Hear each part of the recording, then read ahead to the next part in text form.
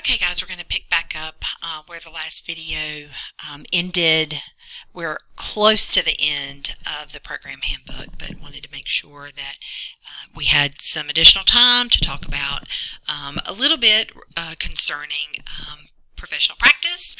You will see in your course listing that your courses for professional practice experience. We sometimes refer to them as your clinicals. Professional practice experience is the given name for the course, but instead of calling it that, most of the time when we reference clinicals to you, we're talking about the courses called professional practice. So we talked a little bit about dress code and tattoos and piercings. Again, reminding you that you're going to get an orientation to clinical, so there'll be a little bit more information about that at a later time. But another question that we get a lot about is, well, how am I evaluated? How are sites chosen? How does that even work? So I'm going to start with how sites are chosen, even though that isn't necessarily gone over in the handbook specifically at the detail that I'm going to tell you. So once you've registered for a clinical course and you're the spring semester or summer semester before you're supposed to start in the fall, we're going to reach out to you and have you fill out an information sheet that gives us some general information about where you live, what's close to you, are you currently employed in a health system somewhere. We're just gathering some information to try to find out what might be a really good spot to place you in. So evaluation of that helps us create a list of sites we would like to contact to find out if they're interested in taking a student. And that's a key point. A site must agree to take a student, right? So if we call them and they say, hey, we've had a lot of turnover, we have 3 supervisory positions open and we can't take a student this year, then they've told us no. And it may be that that clinical site is the closest one to you. So for that particular semester, we're not going to be able to send you close to your home, and we may ask you to drive. So what does that mean? Well, it means that what we've promised you is that we're going to place you in a clinical rotation. Shannon and I work very hard to continually to cultivate relationships, to have as many clinical sites as options as possible, so that we're not asking students to travel great distances to their clinical sites. But just know that if you're a local student, for example, and these are not our students that are necessarily not local to us, but as an example, we're going to use 3 to 5 counties locally to try to place you. Now, you know, if you live in the Piedmont Triad, you may be 10 minutes from, if you live in Davidson County, let's say, you may be 10 minutes from Winston-Salem, but you're 40 from Guilford County. You may be closer to Rowan or Randolph, and that's the information that's going to help us place you the best that we can. So we're going to reach out to you and gather some information, and then the second step is we're going to acquire clinical sites, and those are the clinical sites that say yes, and then we're going to work on placing our students. Then you are going to work with our clinical coordinator, like I talked about earlier, on criminal background checks and drug screens and all that kind of good stuff to get you cleared to be able to go to clinical.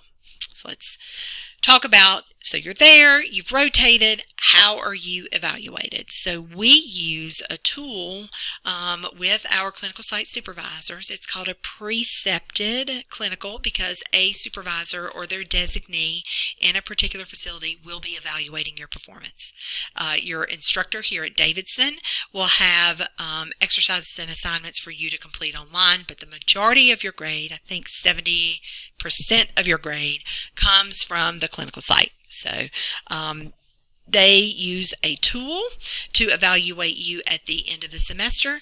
But then what we're doing, as you read right here, the student evaluation process is also done weekly. You're going to, as a part of your attendance form, you're going to be evaluated weekly on your performance. So if you go for a 16-week clinical, and for 15 weeks we've been seeing that you have great attendance, you've been a wonderful student, but on your final evaluation they haven't given you a favorable grade, we have documentation to say, hey, they said Sally Sue was a great student for 15 weeks.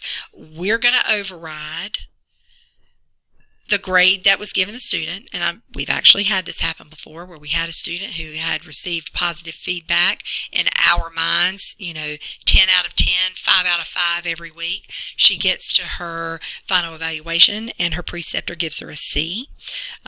Well, the weekly evaluations didn't match the final, and so we adjusted the student's grade to match what the weekly said. So there are procedures in place to help you and make sure you're going to receive the best grade possible, and that we know what's going on a weekly basis while you're at clinical being managed by someone else. And the last couple of pages really go over clinicals, how we place you, what if you refuse to go to clinical, what should happen if a clinical site should ask you to leave. So those are also things that are covered as well. But again, y'all, that's going to be a case-by-case basis. We'll take a look at all of that. I do want to remind you to again download this particular document that I've used in this video to make sure that you have access to it afterwards. If you are going to be with us for a couple of years on a part-time schedule, or about 3 years for a part-time schedule, then we usually reference the catalog you came in under or the handbook you came in under, but knowing if we made some broad sweeping changes, you would then fall under the most current handbook.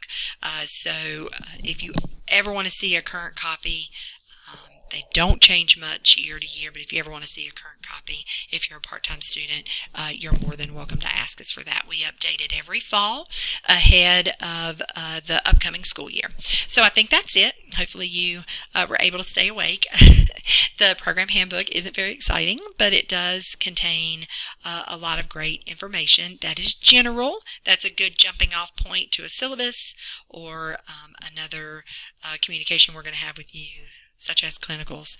But again, please don't hesitate to contact me if you've got any questions. Thanks.